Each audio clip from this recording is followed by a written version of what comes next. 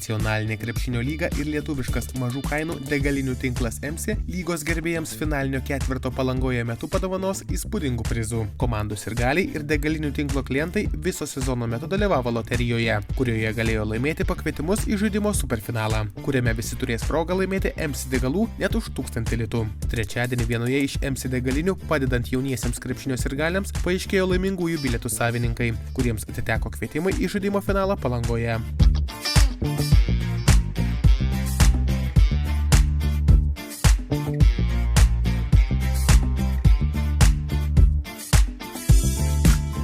Žaidimo metu 5 laimėtojams bus įteikti čekiai po 1000 litų. Dar 5 dalyviams organizatoriai padovanos ASICS sportinius batelius. Laimingieji kviečiami šį šeštadienį 15 val. Į naujai atidaromą Palangos areną dalyvauti EMSI žaidimo superfinale.